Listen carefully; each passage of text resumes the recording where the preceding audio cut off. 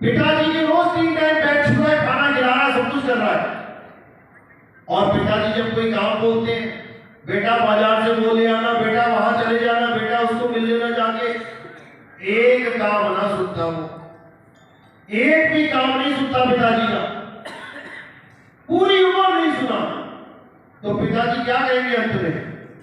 कहेंगे अरे निकम्मे, ऐसा कपूत पैदा हो गया, इससे अच्छा तो होता ही ना।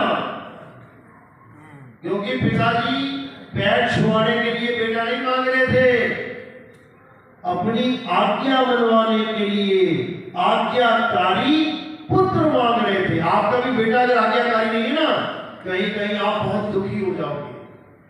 मुझे बोलते हैं लोग फोन करके, अरे मेरा बेटा मेरे कहने में नहीं, गुरुजी बताओ क्या किया जाए, दुखी कर दिया।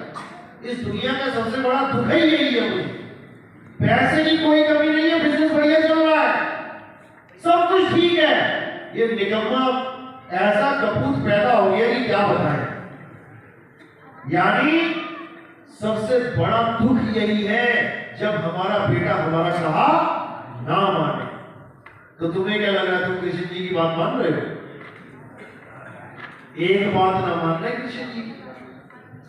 कृष्ण जी ने एक बार भी नहीं कहा कि तुम देवी देवताओं की पूजा करो, बल्कि देवी देवताओं का विरोध किया, सबको मना किया कि कोई देवी देवता की पूजा नहीं करेगा, कोई हवन यज्ञ नहीं करेगा, कोई व्रत नहीं करेगा, कोई उपवास नहीं करेगा, देवताओं के नाम पे कोई आहुति नहीं देगा। याद है ना कब कहा था? लोगों में खलबली मच गई, क्या बात कर रहे हो, हमारे सारे दादा परदादा नगरदादा अकड़दादा सारे यही करते मर गए, आप कह रहे हो कि नहीं करना है, तो क्या करेंगे हम? तब कृष्ण जी ने क्या कहा? वो सामने गोवर्धन है, उसकी पूजा करो जाके। पहाड़ की पूजा करवा दी उन्होंने, देवताओं की पूजा छुड़वा के पहाड़ की परिक्रमा करवाई कि पूरा दिन घूमेंगे, चक्कर लगाएंगे 84 कोस का, थक हार के लेट जाएंगे, एक बार भी याद ना आएगा कि कौन से देवी देवता की पूजा करनी है। देवताओं को पता लगा कि कृष्ण जी ने ये हुक्म दे दिया, आ गए, नाराज होंगे, आ गया देवताओं का राजा इंद्र, क्या करने लगा?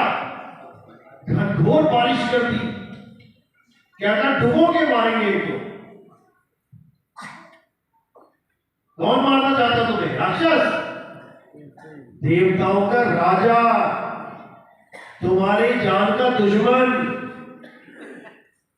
जब वो आया और उसने घनघोर बारिश करी, तो कृष्ण जी ने क्या किया? एक ही उंगली पे पूरा पर्वत उठा के सबको बचा लिया। जो देवताओं के राजा से तुम्हें बचा रहा है, बताओ वो कब हुक्म देगा तुम्हें कि देवताओं की पूजा करो? एक बार भी नहीं बोला